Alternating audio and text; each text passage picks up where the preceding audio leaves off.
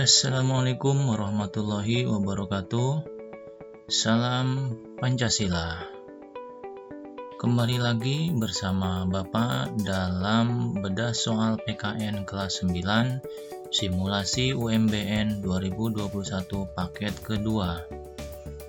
Setelah 2 minggu yang lalu kita membedah soal UMBN 2021 paket pertama. Saat ini kita akan membedah simulasi UMBN 2021 paket yang kedua. Anak-anakku yang Bapak cintai, semoga persiapan UMBN kalian sudah dipersiapkan dengan matang ya. Baiklah anak-anakku yang Bapak cintai, marilah kita sama-sama membedah soal simulasi UMBN 2021 paket yang kedua. Silakan diperhatikan dengan seksama ya. Baik, di sini kita masuk nomor yang pertama. Seperti biasa, jumlah soal yang kita akan bedah yaitu ada 40 soal. Kita akan bedah soal demi soal secara teliti. Mari kita bedah.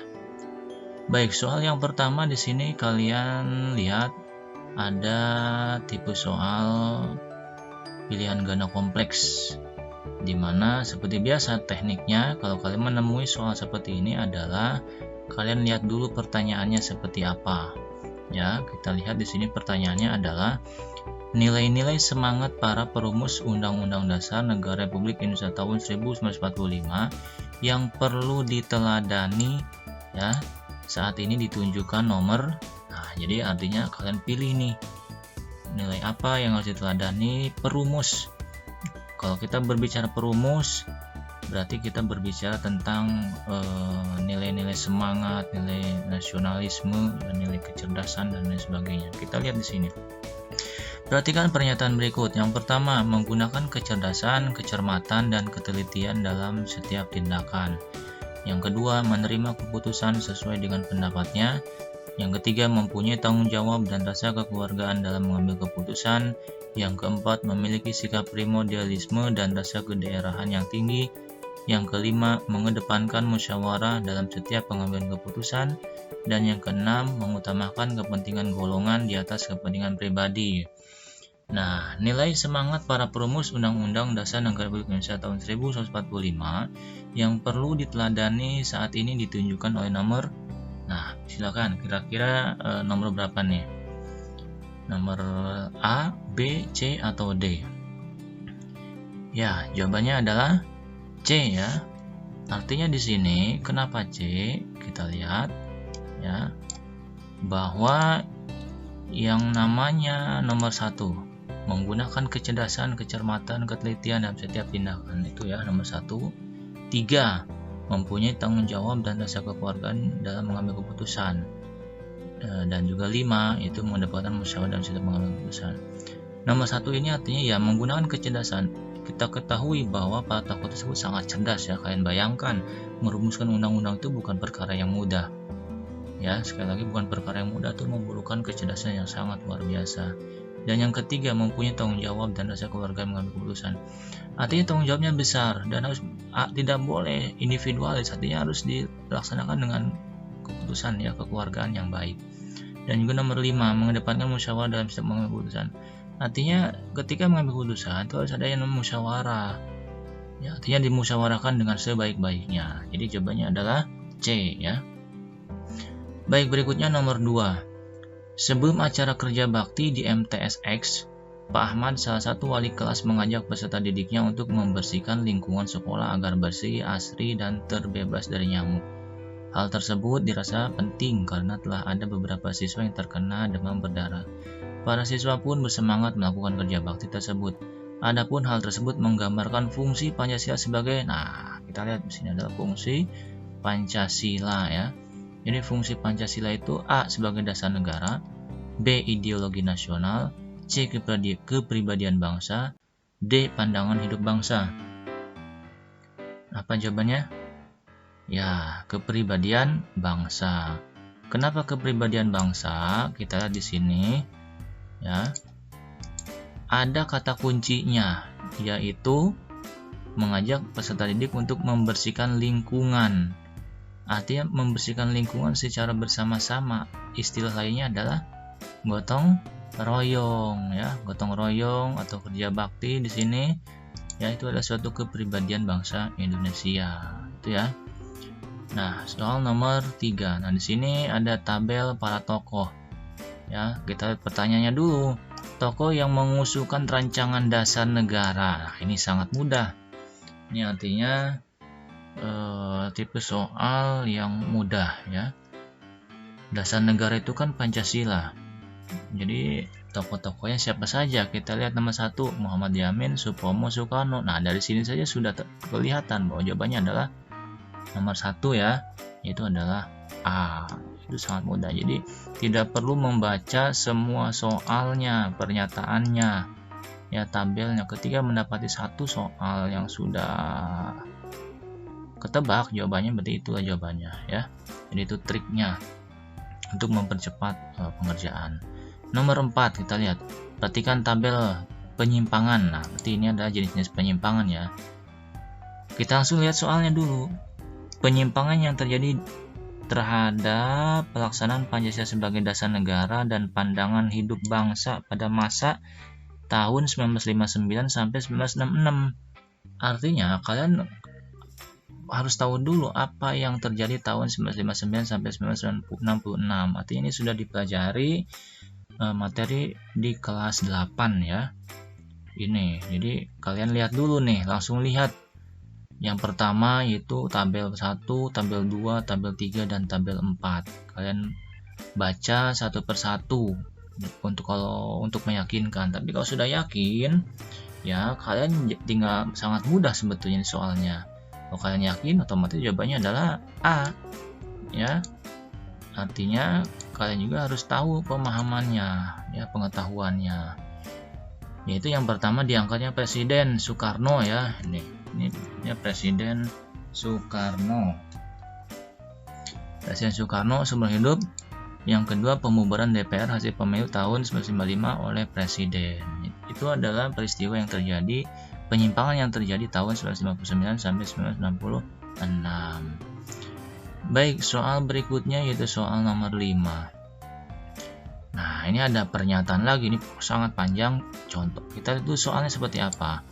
Contoh dinamika yang terjadi di masyarakat yang sesuai dengan fungsi Pancasila ditunjukkan oleh nomor. Nah, ini fungsi Pancasila. Ya, fungsi Pancasila tadi kan sudah jelas, di sini ada nih fungsi Pancasila sebagai dasar negara, ideologi nasional, pribadi bangsa atau pandangan hidup bangsa. Kita lihat dulu ya fungsinya seperti apa. Pernyataannya seperti apa ya. Yang pertama, menghormati dan menjunjung tinggi keputusan musyawarah yang didasari kesepakatan bersama. Yang kedua, menerima sesuatu yang menjadi haknya dan menjalankan sesuatu yang menjadi kewajibannya. Yang ketiga, membina kerukunan terhadap sesama yang memiliki agama dan kepercayaan yang sama.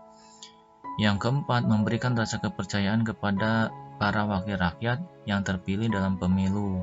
Yang kelima, menggunakan hak milik untuk usaha-usaha yang menguntungkan kelompoknya. Yang keenam, menghargai hasil karya orang lain yang bermanfaat bagi kesejahteraan bersama. Nah, itu ya, pernyataan tersebut mana yang termasuk fungsi Pancasila. Ya, artinya kalian harus meneliti dengan baik. Ya. Contoh misalkan di sini ada kata-kata yang paling ini ada beberapa ya yang tidak seperti misalkan ini menggunakan hak milik untuk usaha-usaha menguntungkan kelompoknya, ini udah otomatis dicoret ya, sudah tidak termasuk ini artinya dicoret. Jadi kalau ada yang nomor 5 di sini jangan dipilih, kayak 5 nih kayak B dan C tidak dipilih, nggak usah dipilih karena sudah salah. Mas jawabannya antara 1 dan 3 ya, misalkan di sini. Nah, di sini juga sama, misalnya kita nomor 3, membina kerukunan terhadap sesama yang memiliki agama dan kepercayaan yang sama. Berarti kan yang ini kalimat pernyataan yang salah. Masa yang sama aja? Berarti kalau yang nggak sama tidak boleh dibina kerukunannya. Nah, itu kan berarti kalau ada nomor 3 dan 5 itu salah. Berarti jawabannya adalah D ya. Jadi seperti itu cara menganalisisnya. Ya, untuk mempermudah kalian cari dulu yang salah, yang tidak mungkin, yang tidak rasional, maka itu yang dicoret dari daftar nomor-nomor ini. Oke, perhatikan soal nomor 6 ya. Kita lihat di sini apa sih? Kita dulu soalnya.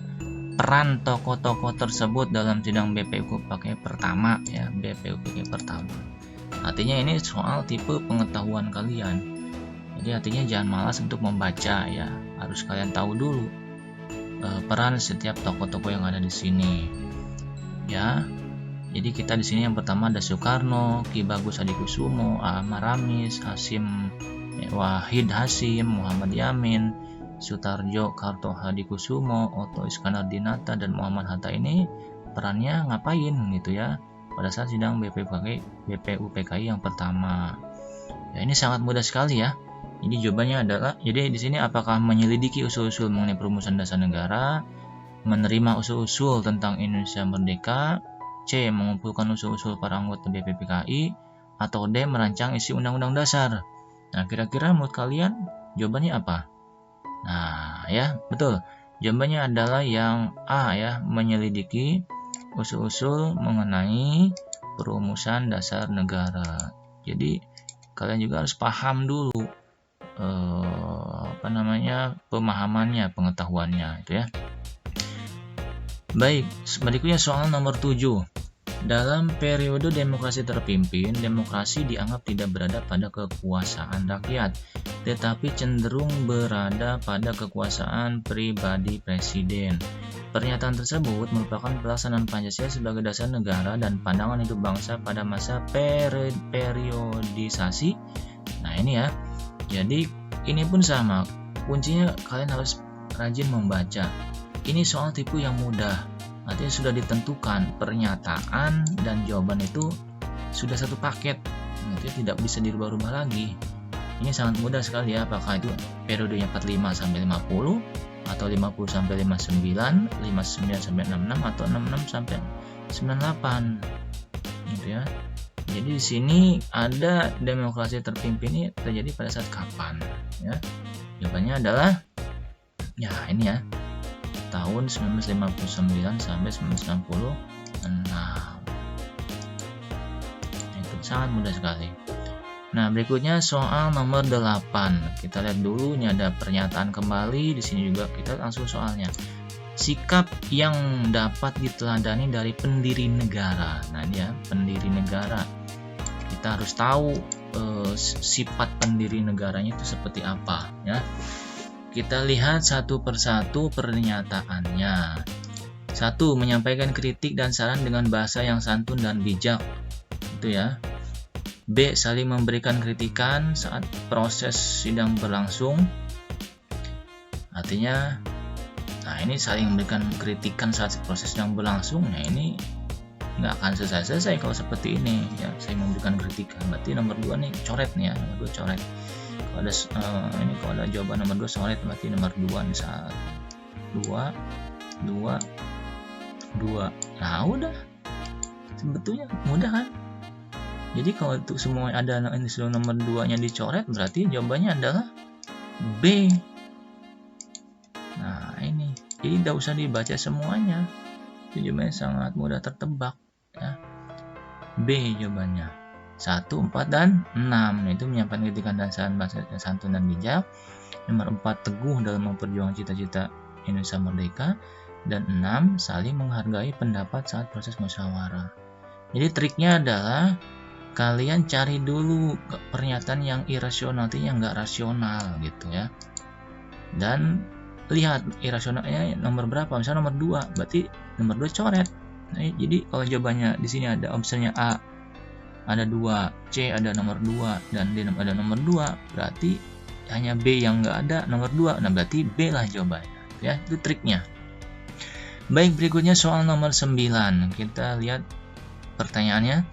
Era globalisasi ditandai dengan perkembangan kemajuan ilmu pengetahuan, teknologi komunikasi, dan informasi yang telah mendorong perubahan dalam aspek kehidupan manusia. Adapun sikap pengetahuan budaya yang perlu dikembangkan untuk menghadapi era globalisasi guna menjaga keutuhan NKRI adalah, jadi ini ya, sikap pengetahuan budaya. Ya, sikap pengetahuan budaya yang perlu dikembangkan. Jadi sikap pengetahuan budaya dalam menghadapi era globalisasi. Apakah A. mengupayakan kelestarian lingkungan dan mencegah terjadinya pencemaran lingkungan, B. memperluas pergaulan demi persatuan dan kesatuan bangsa, C. berkorban demi harta yang dimiliki untuk kejayaan bangsa dan negara, D. kesiapan keamanan baik stabilitas politik dalam negeri maupun luar negeri atau regional. Nah, kira-kira jawabannya apa? Jadi, sikap pengetahuan budaya untuk menghadapi era globalisasi. Ingat, kata kuncinya itu sikap pengetahuan budaya. Apa yang harus kita kembangkan gitu ya? Karena kita era globalisasi, ya artinya era kemajuan, yang harus kita perluas adalah B, ya, itu memperluas pergaulan demi persatuan dan kesatuan bangsa. Artinya zaman globalisasi ini pergaulan kita harus luas, ya, artinya hal yang positifnya kita harus tahu, termasuk yang negatifnya juga kita harus tahu sehingga kita bisa mencari solusinya gitu ya. Jadi itu kata kuncinya, sikap ya, dan juga era globalisasi. Jadi jawabannya adalah B. Baik, soal nomor 10. Kita lihat dulu di sini soalnya. Mailan senantiasa memakai dan menggunakan berbagai produk dalam negeri. Ia melihat bahwa kualitas produk-produk dalam negeri dapat bersaing dengan produk dari luar. Pemahaman dan pengalamannya tersebut sering dibagikannya kepada teman-temannya. Ia berharap teman-temannya juga mulai bangga memakai produk dalam negeri. Perilaku dan sikap Mailan tersebut sesuai dengan nilai Pancasila, yaitu, nah ini. Jadi di sini kalian harus jeli ya. Perilaku yang dilakukan oleh Mailan tersebut sesuai dengan nilai ya. Jadi di sini nilai Pancasila. Ya, ini nilai, keywordnya itu nilai Pancasila. Apa nih? Apakah A. mengembangkan rasa cinta kepada tanah air dan bangsa, B. memajukan pergaulan demi persatuan bangsa, C. mengembangkan kepedulian terhadap sesama, D. menghargai hasil karya orang lain. Artinya kalian harus jeli. Di sini sebetulnya jawabannya mudah. Kalian misalkan bingung ya seperti apa, yang mana jawabannya nih. Kalian analisis satu persatu dari jawaban-jawaban ini. Misalnya yang D ya, menghargai hasil karya orang lain. Ada nggak di sini karya-karyanya menggunakan produk dalam negeri? Artinya di sini tidak menunjukkan personal ya. Artinya ini juga coret ya. Ini tidak menunjukkan personal. Yang C, mengembangkan kepedulian terhadap sesama ya. Mengembangkan kepedulian terhadap sesama. Artinya di sini betul ya, mengembangkan kepedulian terhadap sesama. Artinya sesama ini yang mana dulu? Tidak ditunjukkan secara spesifik. Di sini kan dengan produk-produk bukan sesama berarti kan. Berarti C juga dicoret ya. Yang B, memajukan pergaulan demi persatuan bangsa. Intinya kan bukan pergaulan yang disortisi, intinya adalah senantiasa menggunakan berbagai produk dalam negeri. Nah, jadi B, C, D ini ya dikesampingkan. Jadi jawabannya adalah A ya. Itu cara analisis kalau seandainya kalian bingung. Tapi kalau kalian sudah merasa tahu ya gampang itu soalnya. Ya, jawabannya mudah sekali, itu mengemban rasa cinta kepada tanah air dan juga bangsa.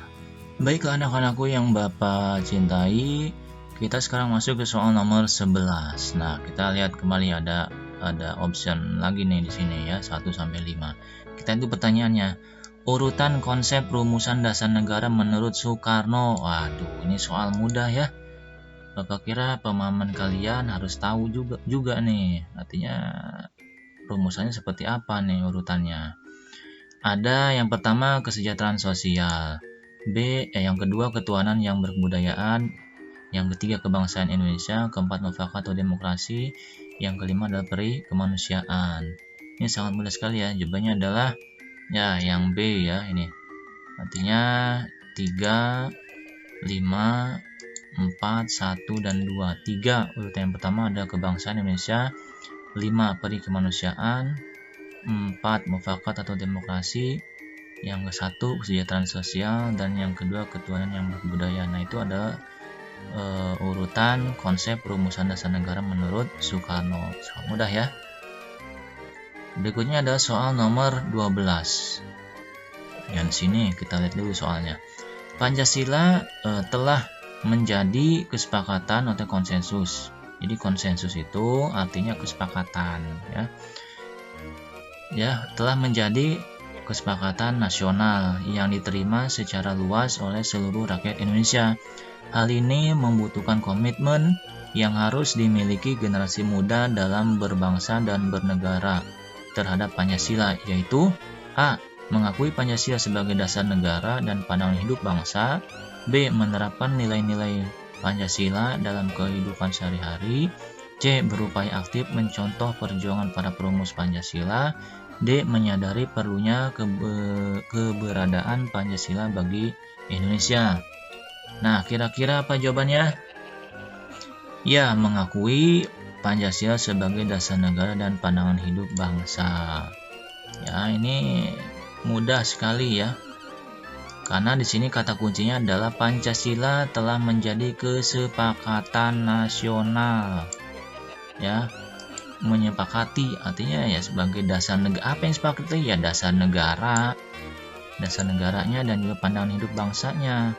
Nah, dasar negara itu Pancasila kan sudah sepakati secara nasional, tidak dirubah lagi ya, tidak boleh diganti lagi. Itu ya, mudah sekali.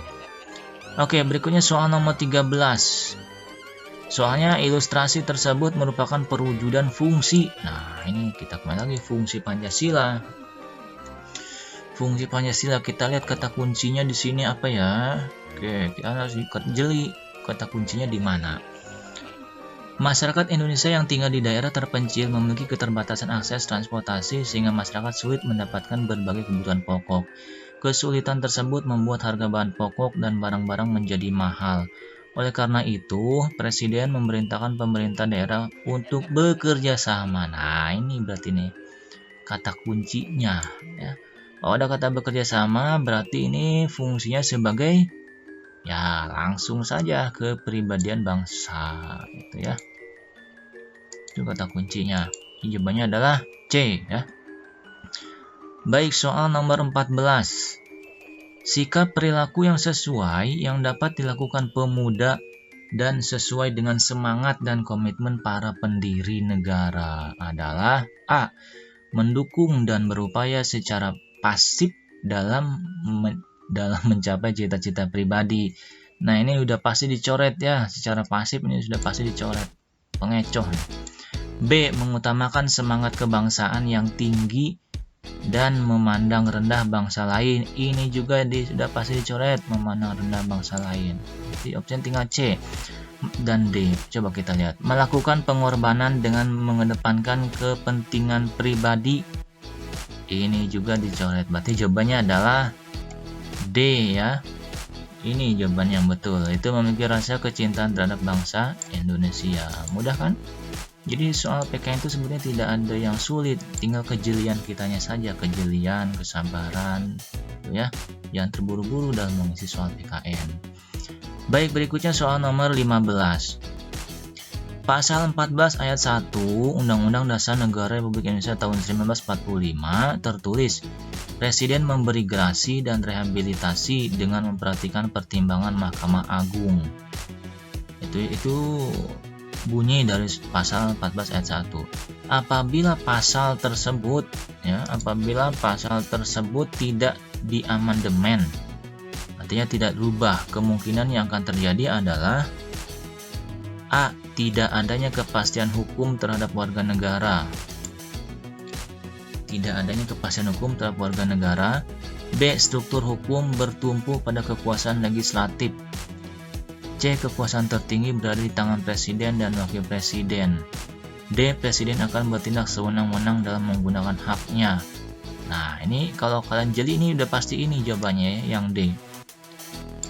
Artinya kita lihat Presiden memberikan gerasi dan rehabilitasi dengan memperhatikan pertimbangan agung. Memperhatikan pertimbangan MA. Ya, artinya kalau tidak ada pertimbangan MA, kalau ini dicoret ya, kalimat ini tidak memperhatikan diganti atau memperhatikan penerimaan MA-nya dicoret. Presiden memberi gerasi dan rehabilitasi.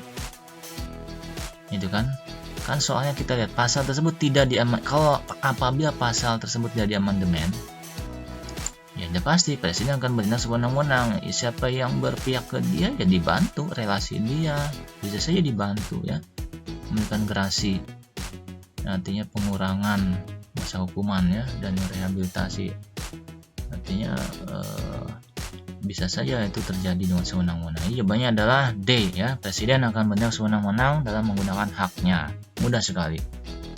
Soal nomor 16.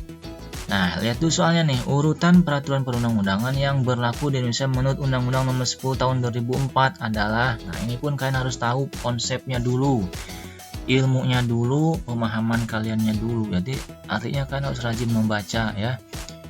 Kalau kalian tahu, ini tidak bisa direka-reka, ditebak-tebak.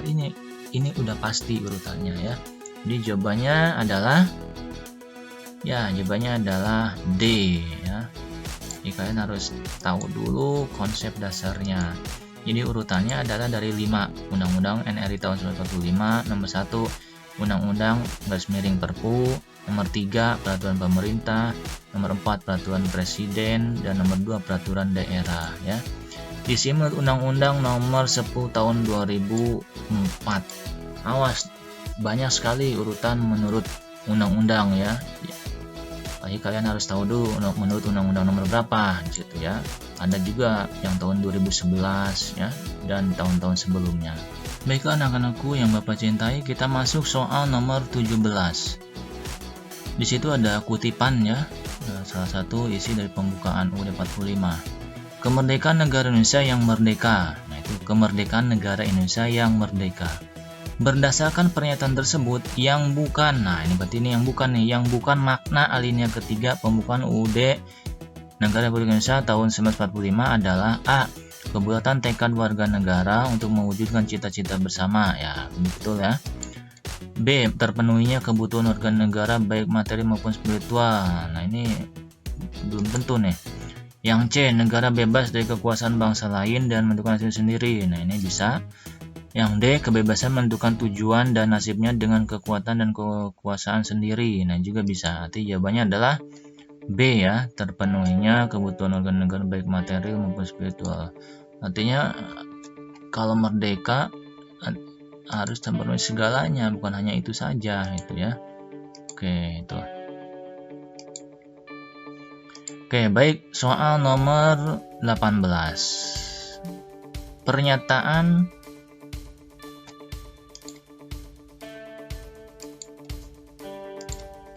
Pernyataan tersebut menunjukkan sifat kedaulatan, yaitu kita lihat satu-satunya kekuasaan tertinggi suatu negara. 2. Kekuasaan yang tidak dapat diserahkan kepada orang lain atau badan lain. Yang ketiga, kekuasaan yang tidak dapat dibagi-bagi.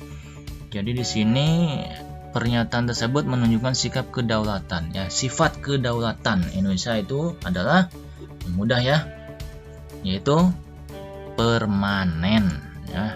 Nah, ini artinya permanen. Satu-satunya kekuasaan tertinggi suatu negara, kekuasaan yang tidak dapat diserahkan, kekuasaan yang tidak dapat dibagi-bagi ya, itu permanen. Oke, berikutnya nomor 19. Kita lihat dulu soalnya. Berdasarkan pernyataan tersebut, fungsi Undang-Undang Dasar Negara Republik Indonesia tahun 1945 adalah, fungsinya apa nih? Kita lihat kata kuncinya dulu ya. Kita harus lihat kata kuncinya dulu.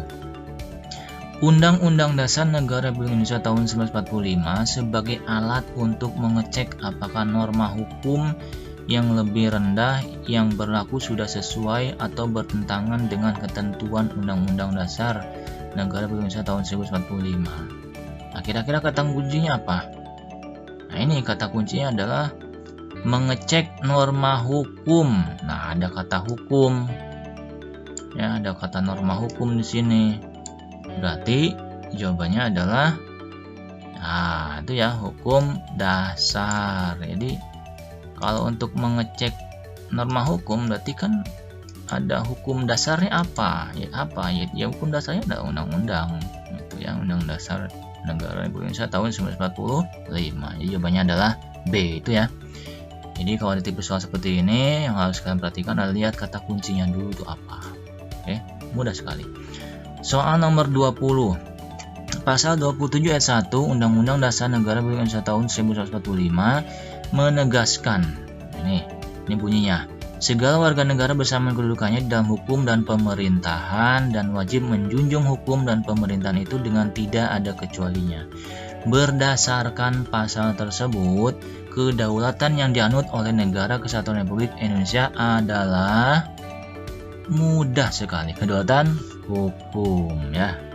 Jadi jawabannya adalah A ya. Sangat mudah sekali. Baik, berikutnya soal nomor 21.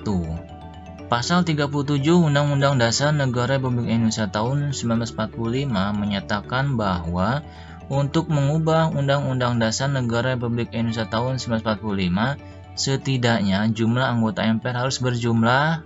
Ini juga sebetulnya konsep yang sudah pasti, tidak bisa dirubah, tidak bisa dikira-kira. Kenapa? Ya karena ada dalam pasal 37. Jadi kalian kata kuncinya harus hafal pasal 37 gitu ya. Minimal tahu lah pasal 37 bunyinya seperti apa. Apakah A, setengah dari jumlah anggota MPR yang hadir, B, sepertiga dari jumlah anggota MPR yang hadir, C, 2/3 dari jumlah anggota MPR yang hadir, atau D, 2/4 dari jumlah anggota MPR yang hadir? Jadi jawabannya adalah ya B ya. Jawabannya adalah sepertiga dari jumlah anggota MPR yang hadir. Jadi itu jawabannya. Baik, soal nomor 22.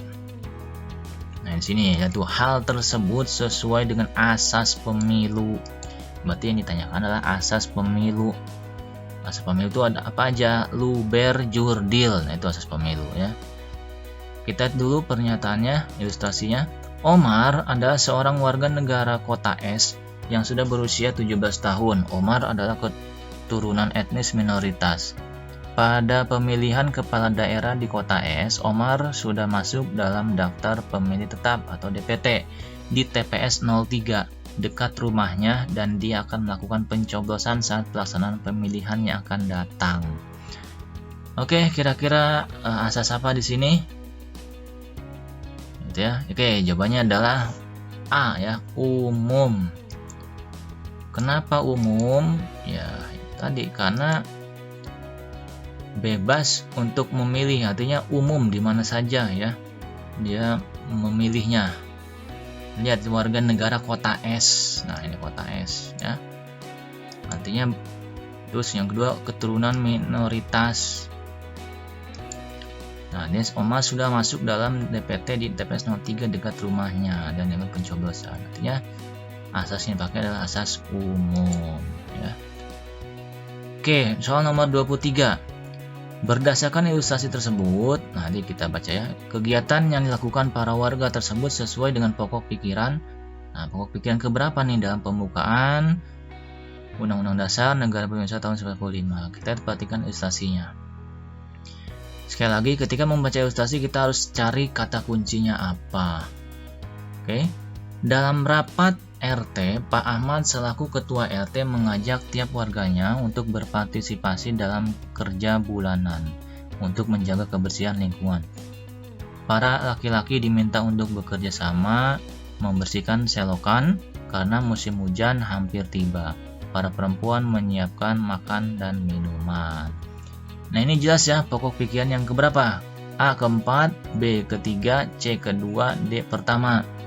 Jadi jawabannya adalah ya D ya, pokok pikiran pertama.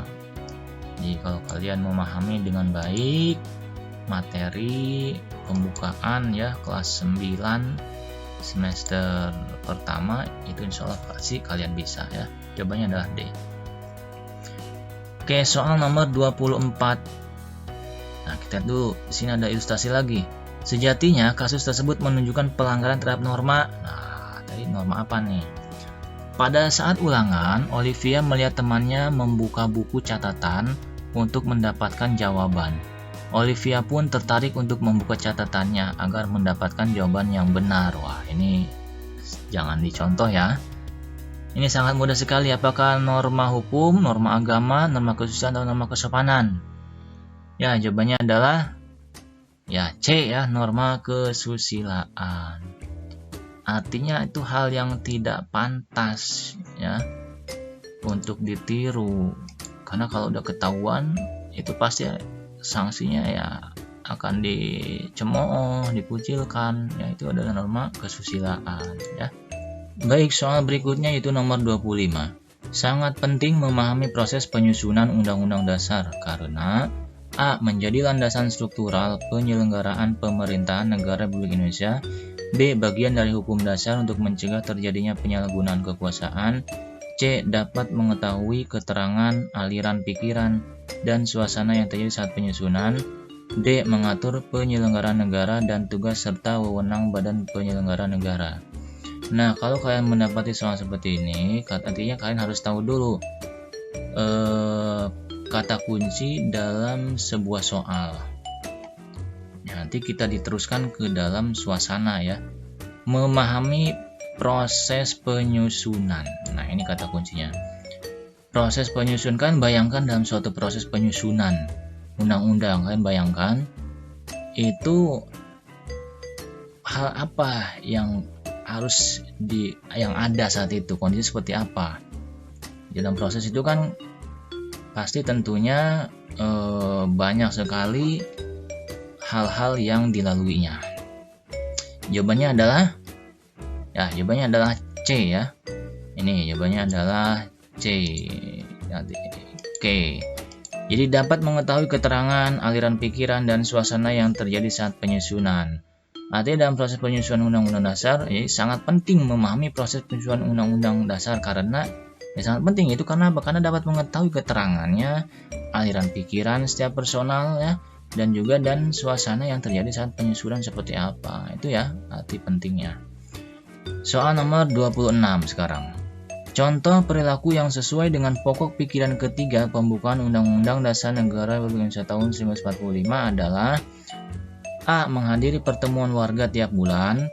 B. Menghargai teman dalam diskusi kelompok. C. Membayar pajak terhadap negara tepat waktu. D. Membantu teman yang sedang mengalami musibah. Jawabannya adalah ya B ya, menghargai teman dalam diskusi kelompok. Ini sangat mudah sekali. Kalian harus paham dulu pokok pikiran pertama, kedua, ketiga, dan 4 ya. Jawabannya adalah B, menghargai teman dalam diskusi kelompok. Oke, soal nomor 27. Faila melaporkan Rifan kepada pihak berwajib karena belum membayar seluruh biaya pelunasan tanah sesuai kesepakatan bersama di atas kertas bermaterai. Berdasarkan kasus tersebut, tindakan yang dilakukan oleh Rifan termasuk jenis hukum A. Pidana, B. Perdata, C. Tata negara, D. Administrasi negara. Ini sangat mudah sekali ya, jawabannya adalah perdata ya.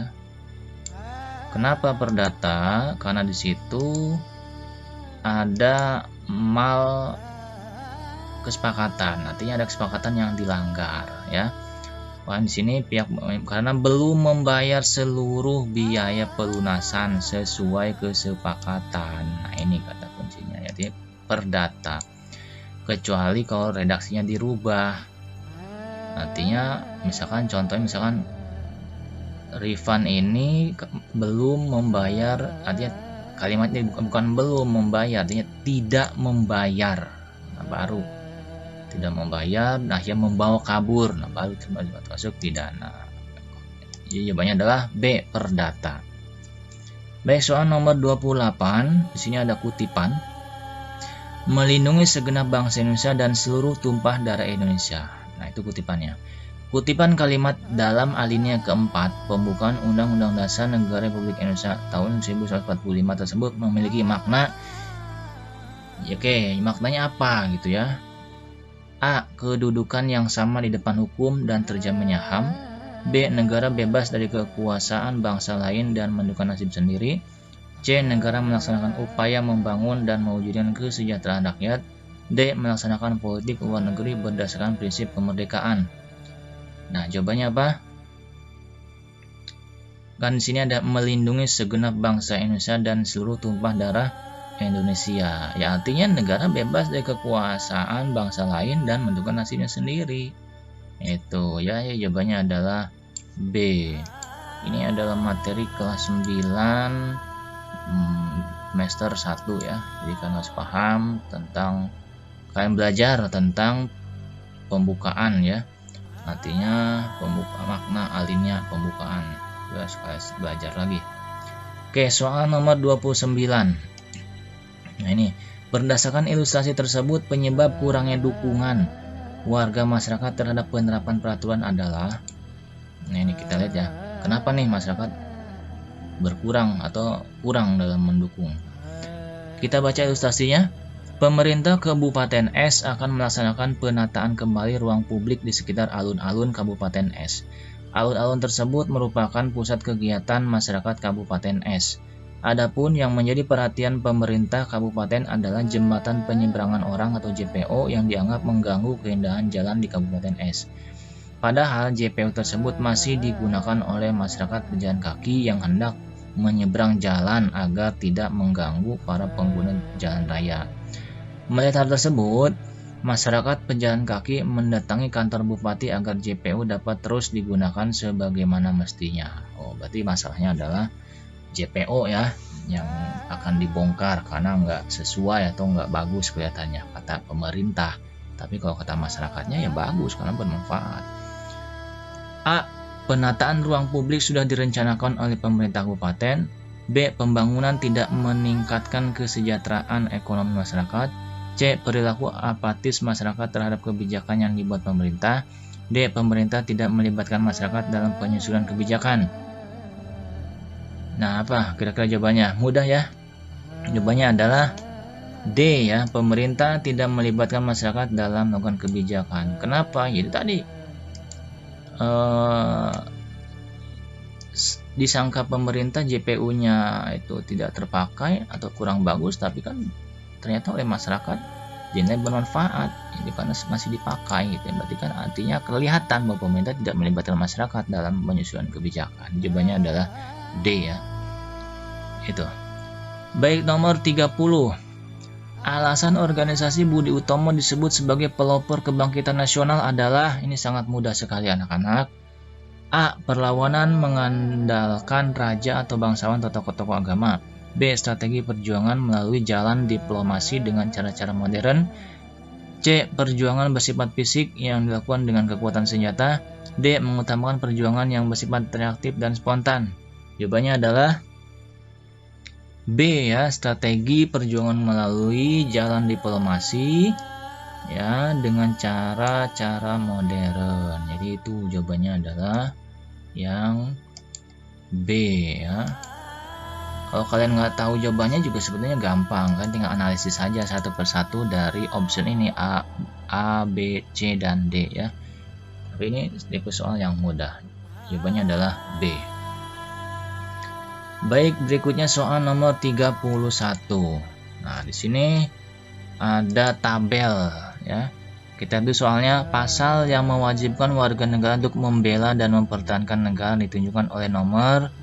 Nah, ini juga artinya ya kalian harus tahu dulu isi dari pasal-pasal tersebut ya. Itu kata kunci utamanya sih. Sehingga ya ini kalau kalian sudah tahu, ini termasuk kategori tipe soal yang mudah ya, atau sedang lah ya.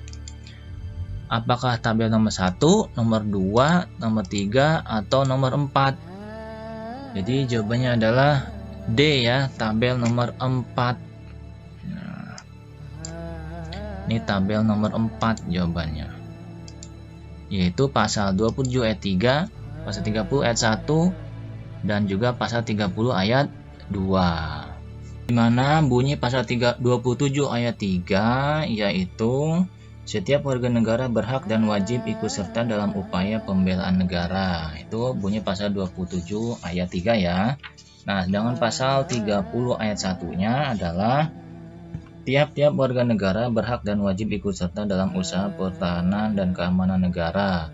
Dan bunyi pasal 30 ayat 2-nya adalah usaha pertahanan dan keamanan negara dilaksanakan melalui sistem pertahanan dan keamanan rakyat semesta.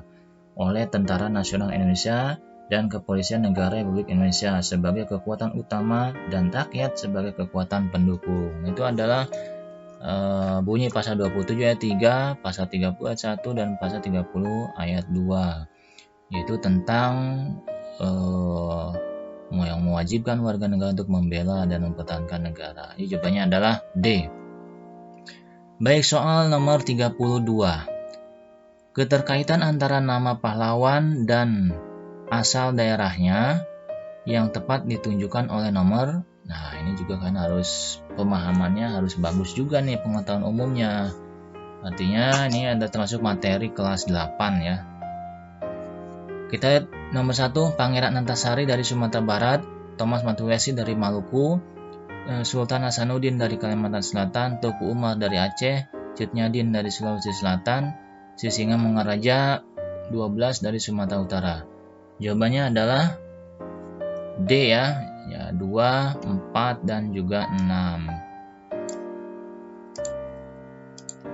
Kita lihat di sini nomor 2 yaitu Thomas Matulesi dari Maluku, nomor 4 yaitu Teuku Umar dari Aceh, dan nomor 6 yaitu Sisingamangaraja 12 dari Sumatera Utara. Itu ya. Sebetulnya itu kalau kalian nggak tahu, analisis aja satu persatu nih, nomor 1 sampai 6. Cutnyadin dari Sulawesi Selatan. Itu kan udah jelas salah. Masa Cutnyadin dari Sulawesi Selatan, dari Aceh ya yang betul. Kalau ada nomor 5 di optionnya, kita lihat nomor 5. Nih nomor 5, berarti kan salah nih. Ya, berarti coret nih, B dan C coret, berarti tinggal A dan D. Kita lihat lagi, misalkan ya, Pangeran Antasari dari Sumatera Barat. Nah, Antasari itu kan bukan dari Sumatera Barat, nah, itu ya, melainkan dari Jawa Barat ya. Jadi nomor 1 dicoretnya, berarti sudah pasti jawabannya adalah D ya. Oke, soal berikutnya adalah soal nomor 33. Berdasarkan suasana tersebut, bentuk konflik yang terjadi adalah konflik. Nah, kita lihat dulu ya ilustrasinya. Baca. Pemilihan kepala desa Y memasuki tahap kampanye dari masing-masing pasangan calon. Ada 2 pasangan calon kepala desa yang akan mengikuti pemilihan kepala desa. Kedua tim sukses saling beradu argumen, bahkan hingga saling serang dan tidak segan saling menjelek-jelekan. Mereka sering menjatuhkan pasangan calon. Hal tersebut kemudian berujung bentrokan antar pendukung. Hal tersebut dilakukan demi menunjukkan kepada warga desa Y pasangan yang didukungnya masing-masing adalah yang terbaik. Wah, ini jangan ditiru ya kalau dalam dunia realita. Nah, pasal nomor 33 ini jawabannya adalah ya antar golongan. Karena di situ ada golongan pendukung A, golongan pendukung B, nah itu ya. Itu jawabannya adalah A. Baik, berikutnya soal nomor 34. Sumpah Pemuda membangkitkan rasa persatuan dan kesatuan rakyat Indonesia, khususnya para pemuda dan para pelajar. Contoh pengamalan Sumpah Pemuda yang sesuai dengan nilai tanggung jawab adalah, ya sekali lagi kata kuncinya sesuai dengan nilai tanggung jawab ya, nilai tanggung jawab. Nah ini kata kuncinya. A. Sering menggunakan pakaian buatan dalam negeri daripada luar negeri. B. Mengumpulkan pekerjaan rumah yang diberikan oleh guru tepat waktu. C. Mengikuti kegiatan kerja bakti. D. Menjenguk tetangga yang sakit tanpa melihat latar belakangnya. Mudah ya, sesuai dengan nilai tanggung jawab. Apa? Ya, jawabannya adalah B ya. Mengumpulkan pekerjaan rumah yang diberikan guru tepat waktu. Jadi tanggung jawab kalian sebagai pelajar. Artinya ketika diberikan tugas oleh guru, kerjakan sesuai tepat waktu ya. Oke, soal nomor 35. Berdasarkan ilustrasi tersebut, contoh tindakan untuk mengembangkan kerjasama di bidang ekonomi adalah, oke, kita lihat ilustrasinya. Pemerintah Kota M akan mengembangkan potensi daerahnya melalui peningkatan perekonomian masyarakat dengan program usaha rumah tangga. Dengan demikian, diharapkan usaha tersebut dapat meningkatkan peran serta masyarakat Kota M dalam mengelola daerah. Tujuannya adalah agar mereka mampu bersaing dengan daerah lainnya. Itu ya. Jadi, contoh tindakan untuk mengembangkan kerjasama di bidang ekonomi adalah A. Memberikan pinjaman modal kepada tiap usaha rumah tangga tanpa syarat. B. Mengumpulkan keuntungan hasil penjualan usaha untuk modal pinjaman berbunga. C. Membentuk badan usaha yang mengutamakan gotong royong dan kekeluargaan. D. Memberikan penyuluhan kepada warga, para pengusaha rumah tangga agar mendapat pinjaman. Jawabannya adalah mudah ya, jawabannya adalah C. Membentuk badan usaha yang mengutamakan gotong royong dan kekeluargaan. Jadi untuk meningkatkan, mengembangkan ekonomi, kerjasama di ekonomi ya harus membentuk badan usaha yang mengutamakan gotong royong dan kekeluargaan. Oke ya, jawabannya adalah C. Baik, soal nomor 36. Berdasarkan pernyataan tersebut, arti dari Indonesia sebagai satu kesatuan politik ditunjukkan oleh nomor 1 kesatuan politik. Nah, yang 1 kesatuan politik ini kata kuncinya. Kita lihat ya. 1. Bangsa Indonesia harus merasa satu rasa dan senasib sepenanggungan. 2. Perkembangan ekonomi harus serasi dan seimbang di seluruh daerah di Indonesia. 3. Kepulauan Nusantara merupakan satu kesatuan hukum yang mengabdi kepada kepentingan nasional. 4. Ancaman terhadap satu pulau atau satu daerah merupakan ancaman terhadap seluruh bangsa dan negara. 5. Corak ragam budaya yang ada menggambarkan kekayaan budaya bangsa. Nah, kalau ada tipe soal seperti ini, kembali lagi kalian harus menganalisis satu persatu ya, kalau seandainya kalian tidak tahu. Nah, maka jawabannya adalah ya C ya, 1 dan 4. Nah, ini jawabannya ini adalah C. 1 dan 4, yaitu bangsa Indonesia harus merasa satu rasa dan senasib sepenanggungan. Dan yang keempat adalah ancaman terhadap satu pulau atau satu daerah merupakan ancaman terhadap seluruh bangsa dan negara. Itu adalah arti dari Indonesia satu kesatuan politik. Baiklah anak-anakku yang Bapak cintai, sekarang kita masuk soal nomor 37. Kita baca ya pernyataannya. Partisipasi masyarakat dapat tercipta apabila tumbuh rasa saling percaya dan pengertian antara pemerintah daerah dan lembaga atau masyarakat yang bersangkutan. Dengan demikian, diperlukan suatu usaha yang dapat membuat masyarakat memiliki pemahaman bahwa program pemerintah dapat terlaksana jika semua pihak saling menolong, saling percaya, dan saling menyadari saling kebergantungan antara pemerintah dan warga masyarakat. Berdasarkan hal tersebut, contoh penerapan dari otonomi daerah adalah otonomi daerah ya, artinya pelimpahan dari kekuasaan pemerintah pusat ke daerah, otonomi daerah. A. Penugasan sebagai urusan pemerintah pusat kepada daerah, kabupaten atau kota dalam program Inpres sekolah dasar yang diwujudkan dalam bentuk keputusan kepala daerah. B. Pelimpahan wewenang oleh pemerintah pusat kepada alat kelengkapan di daerah melalui dinas pendidikan untuk mengatur pola pendidikan yang ada di setiap daerahnya. C. Penugasan sebagai urusan pemerintah pusat kepada pemerintah daerah, kota, kabupaten dalam penyelenggaraan dinas perhubungan yang hanya sebatas wewenang administrasi. D. Penyerahan wewenang pemerintah pusat kepada daerah dalam kegiatan pengembangan infrastruktur sosial ekonomi wilayah kabupaten kota setempat. Mudah ya? Jawabannya adalah apa jawabannya? Ya, jawabannya adalah B ya. Pelimpahan wewenang oleh pemerintah pusat kepada alat kelengkapan di daerah melalui dinas pendidikan untuk mengatur pola pendidikan yang ada di setiap daerahnya.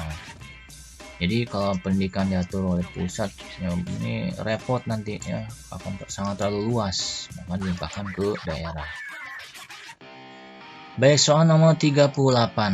Sebagai seorang pelajar MTS, hal yang dapat dilakukan untuk menghadapi ancaman dalam bidang ekonomi. Nah ini, jadi kalian sebagai warga MTS untuk menghadapi ancaman ekonomi apa?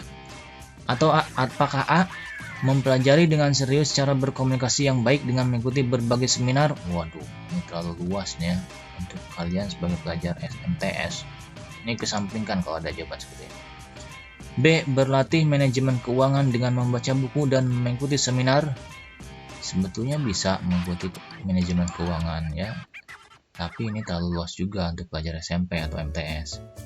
C. Belajar dengan baik di sekolah sehingga kelak memiliki kemampuan untuk bersaing. Nah, ini baru bisa juga nih. Apakah D? Berteman dengan siapa saja tanpa membeda-bedakan sebagai upaya membangun jaringan pertemanan. Nah, ini juga bisa juga nih. Jadi jawabannya mana? Ya, jawabannya adalah D ya. Berteman dengan siapa saja tanpa membeda-bedakan sebagai upaya membangun jaringan pertemanan. Kalau sudah berteman dengan siapapun akan tercipta jaringan pertemanan yang baik, otomatis temannya itu kan memiliki pengetahuan ekonomi yang bagus, maka akan saling ada simbiosis mutualisme di situ ya. Jadi jawabannya adalah D. Baik, berikutnya soal nomor 39. Kita lihat dulu soalnya. Berdasarkan wacana tersebut, gagasan yang harus dilakukan untuk mewujudkan semangat persatuan di masa sekarang.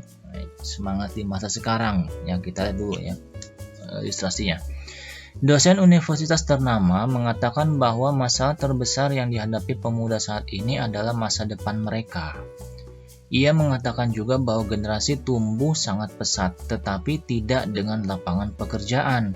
Ia pun berpendapat bahwa kehidupan generasi muda belum terjamin. Hal tersebut dapat terlihat dari fakta bahwa banyak dijumpai anak muda berkeliaran di jalan untuk mendapatkan uang. Iya juga sih, betul. Oke, jadi apa nih kira-kira gagasan yang harus dilakukan untuk mewujudkan semangat persatuan di masa sekarang? Apakah A. Menggalakkan kegiatan kepemudaan yang kreatif dan inovatif, B. Mengumpulkan seluruh pemuda untuk melakukan deklarasi damai, C. Mengadakan pertemuan pemuda untuk menganalisis masalah terkini, atau yang D. Memberikan ruang kebebasan kepada para pemuda untuk berekspresi. Ini sebetulnya jawabannya sangat mudah ya, kalian perlu menganalisis dengan jeli. Apa jawabannya? Ya, jawabannya adalah D ya, memberikan ruang kebebasan kepada para pemuda untuk berekspresi. Artinya berekspresi secara positif ya, tidak yang negatif gitu. Baik, berikutnya soal 40 atau soal yang terakhir. Masyarakat multikultural dipandang sebagai masyarakat yang memiliki beragam kelompok sosial dengan sistem norma dan kebudayaan yang berbeda-beda. Keragaman budaya yang dimiliki suatu bangsa merupakan sebuah perekat persatuan dan kesatuan dengan cara apa nih? Ataukah yang A, menanamkan rasa ikut memiliki seluruh budaya sebagai kesatuan dari budaya nasional, B, mempertahankan identitas budaya asal dalam komunikasi dengan orang lain, C. Mengembangkan kebudayaan yang dianggap lebih tinggi dan menjadikannya sebagai identitas bangsa, atau yang D. Membangun kebudayaan nasional yang berasal dari beberapa budaya suku bangsa yang ada. Jadi kalian kalau menjumpai tipe soal seperti ini harus menganalisisnya secara teliti ya. Ini ada soal masyarakat multikultural ya, artinya soal kelas 9 semester kedua. Jawabannya adalah A ya, menanamkan rasa ikut memiliki seluruh budaya sebagai kesatuan dari budaya nasional. Jadi itu adalah keragaman budaya yang dimiliki suatu bangsa ya, sebagai perekat persatuan dan kesatuan. Itu harus menanamkan rasa ikut memiliki seluruh budaya sebagai kesatuan dari budaya nasional. Nah, jadi jawabannya adalah yang A ya. Baiklah anak-anakku yang Bapak cintai, itulah pembahasan bedah soal simulasi ya, simulasi UMBN 2021 paket yang kedua. Semoga bermanfaat. Jadi artinya jangan sampai kalian tidak belajar di rumah. Perbanyak materi-materi atau membaca buku yang lainnya tentang PKN supaya mempermudah kalian untuk meraih kelulusan. Baiklah anak-anakku yang Bapak cintai, demikianlah bedah soal PKN kelas 9 simulasi UMBN 2021 paket 2. Sudah kita simak bersama, sudah kita bedah bersama, semoga bermanfaat. Dan jangan lupa terus belajar untuk meraih cita-cita kalian. Dan Bapak doakan semoga kalian lulus 100%. Amin, amin ya robbal alamin. Baiklah anak-anakku yang Bapak cintai, sampai jumpa di pertemuan berikutnya dalam materi bedah soal berikutnya. Wabillahi taufik wal hidayah. Wassalamualaikum warahmatullahi wabarakatuh. Salam Pancasila.